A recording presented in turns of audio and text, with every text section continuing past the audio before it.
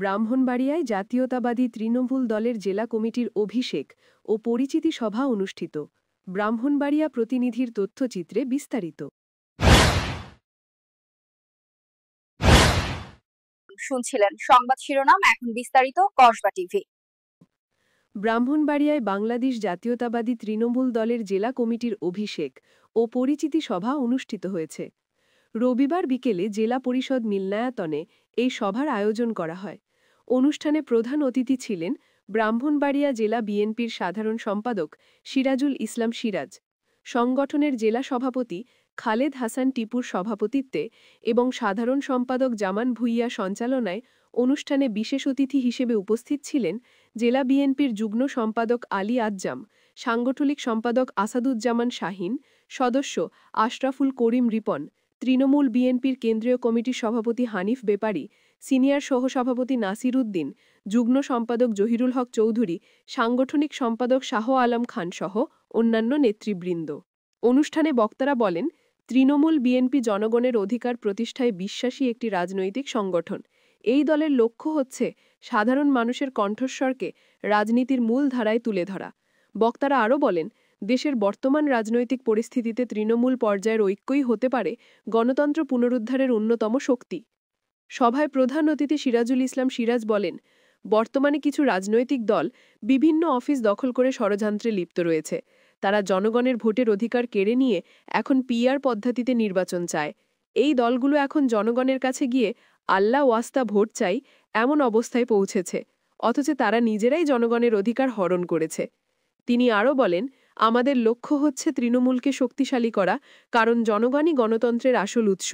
Trinamool BNP সেই জনগণের অধিকার ফিরিয়ে আনতে কাজ করছে। অনুষ্ঠানে নবগঠিত জেলা কমিটির নেতৃবৃন্দকে ফুলেল শুভেচ্ছা জানানো হয়।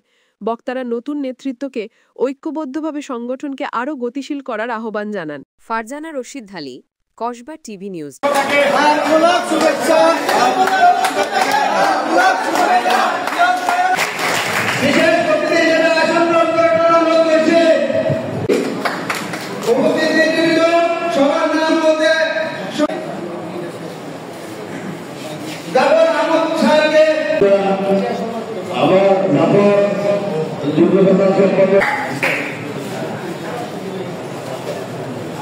বাংলাদেশ জাতীয়তাবাদী তৃণমূল দল জিন্দাবাদ। তৃণমূল দল ঢাকা থেকে ইন্ডিয়া আন্দোলন করেছিলেন। আমাদের এক কোটি লোক থাকতো সিরাজকে ছেড়ে আমরা যাবো না। জীবনের মন্ত্রণালয় ছিল একটা ইউথ থেকে চাকরি করতাম, যে মন্ত্রণালয়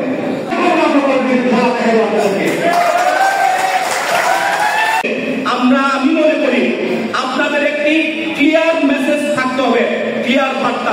তৃণমূল হল রাজনীতিতে নেতা গড়ার প্রথম পর্যায়ের একটি সিঁড়ি।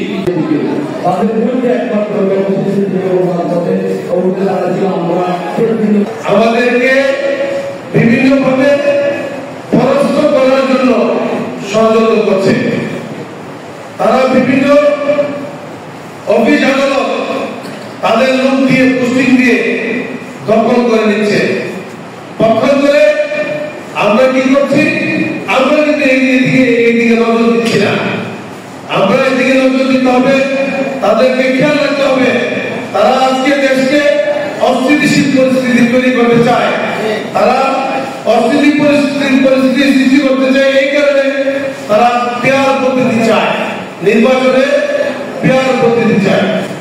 আল্লাহ রাস্তে ভরসা, আল্লাহ রাস্তে।